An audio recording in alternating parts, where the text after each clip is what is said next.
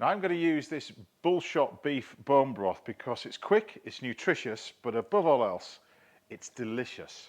And I'm going to use it to create a simple little dish, a classic beef stew and dumplings.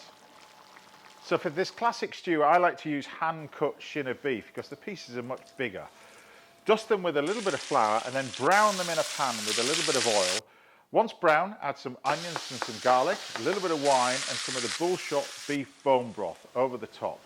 Then add a bouquet garni, which is a combination of a little bit of bay leaf and thyme, tied together with a touch of string. Pop the lid on or cover it with foil and gently cook it either on the stove or in the oven for about 2 hours. While they're cooking, you can turn your attention to your dumplings. A combination of flour, some suet, some water, salt and parsley, moulded up into little balls.